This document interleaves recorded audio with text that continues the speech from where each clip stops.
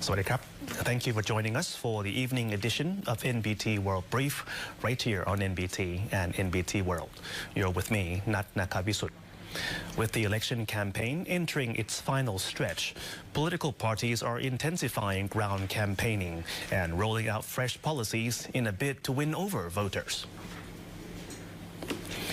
Starting with the People's Party, who unveiled its Environment Policy 2026 today, along with a team of parliamentary candidates specializing in environmental issues.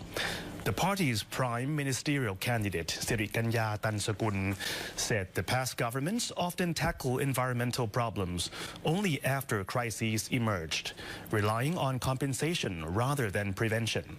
She stressed that the environment is not just about forests and wildlife, but about quality of life, economic security, and fairness between generations. She said that People's Party platform focuses on prevention at the source, holding businesses accountable through state and market mechanisms, and empowering local communities to manage their own resources. Meanwhile, Pheu Thai Party continued campaigning in Yasothon after a morning rally in Roi Et.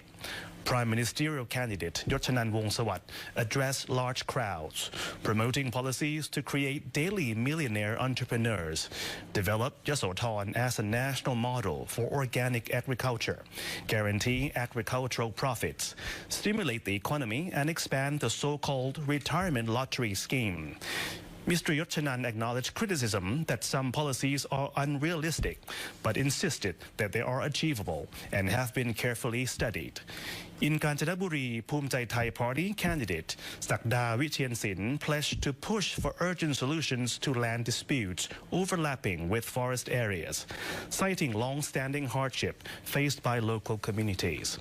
Thai Sang Thai Party leader Sudarat Geyurapan met with elderly voters, highlighting a 3,000 baht monthly pension proposal and preventive health programs to address Thailand's aging society. Meanwhile, Thai Liberal Party leader, Police General Seri Pisut Temiyawet, campaigned at Jatujak Market, calling for votes under his anti-corruption platform and urging voters, especially younger generations, to make informed and careful choices at the ballot box. The Election Commission is monitoring overseas voting in South Korea as early voting continues abroad ahead of Election Day in Thailand. Election Commissioner Chai Nakornchai and his delegation met with Thai ambassador to Seoul, Thani Sangrat, to observe voting operations for Thai citizens abroad. The commissioner said voting in South Korea has been smooth, with Thai citizens showing strong interest in casting ballots for both the election and the referendum. Ambassador Thani said since overseas voting opened on Monday, only minor issues have been reported. The embassy has posted names of voters with unclear mailing details on its website and urged them to contact officials promptly, as some postal voters listed unclear Thai addresses or faced language barriers in Korea. Assistance has also been arranged for visually impaired voters, with reminders to check polling locations in advance. For vote counting, election ballots will be gathered and sent to Thailand with a live broadcast to confirm secure delivery. Referendum ballots will be counted at the embassy on February 9th from 10 a.m., which will also be live streamed. เราจะไลฟ์ให้ดูนะครับว่าบัตรลงคะแนนของท่านเนี่ยท่านใช้สิทธิ์แล้วเนี่ยจะเดินทางไปถึงประเทศไทยอย่างไรขอให้พี่น้องประชาชนให้ความมั่นใจนะครับว่าทางกกต.ทั้งสถานทูตกรมการกงสุลเนี่ยเราจะจัดการเรื่องนี้ด้วยความเรียบร้อยนะครับส่วนบัตรลงประชามตินะครับเราจะนับที่นี่นะครับที่สถานทูตนะครับในวันที่9นะครับกุมภาพันธ์เวลา 10 โมงนะครับเราก็จะไลฟ์ออกทาง Facebook ให้ดูเช่นเดียวกันครับ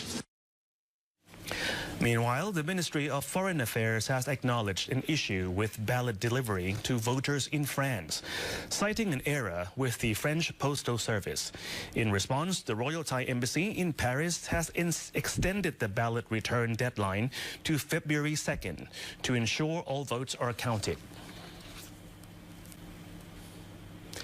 A political analyst says modern Thai voters are becoming more selective, with Gen X and baby boomers expected to play a decisive role in the upcoming election.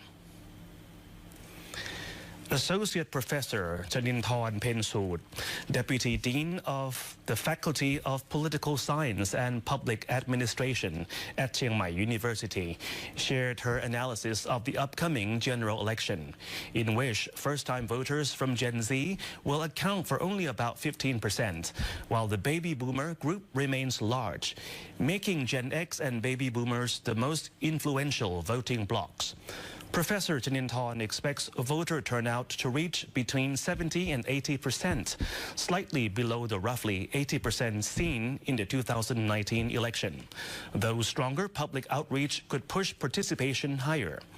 The professor also noted that political parties have significantly improved their policy platforms, unlike in the past when policies were often similar and difficult to distinguish.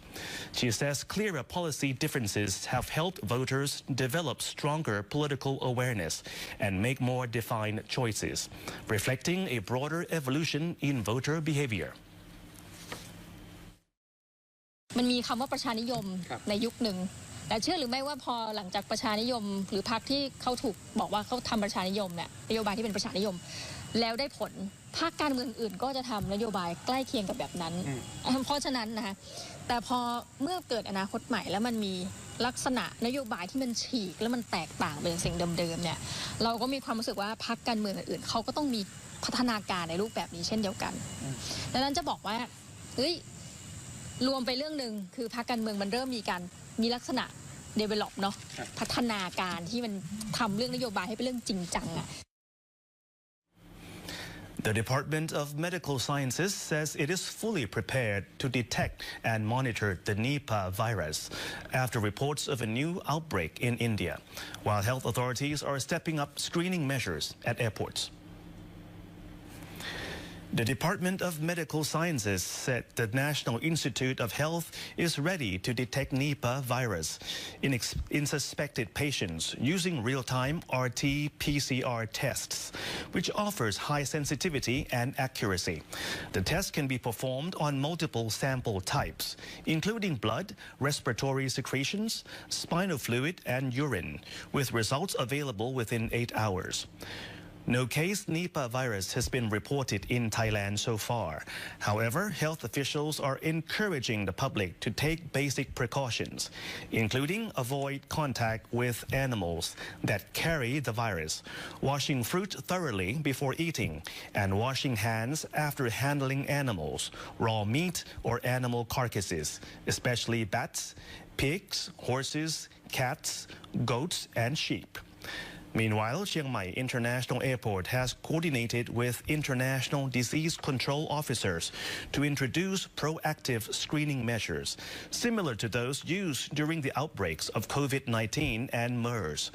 These include temperature screening for all incoming international passengers, distribution of health advisory cards, and stricter checks on travel history for passengers arriving from or transiting through outbreak areas within the past 14 to 21 days.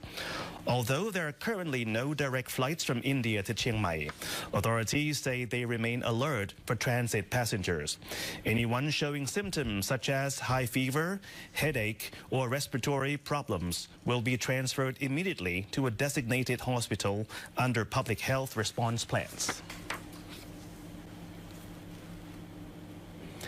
LOPBURI's governor and provincial leaders have swapped official uniforms for traditional Thai attire, filming a lively music video at King Narai's palace to promote the upcoming King Narai's The Great Rain Festival.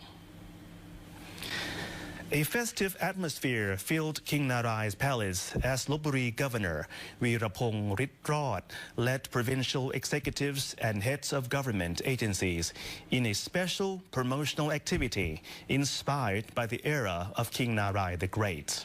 The officials appeared in traditional Thai dress, wearing jonggraben and sabai, as they filmed a music video set to the song promoting the wearing of these traditional clothes. The video video is designed as a key promotional tool, inviting tourists to dress in traditional Thai attire and experience the 38th King Narai the Great Rain Festival 2026, while also building online engagement through social media.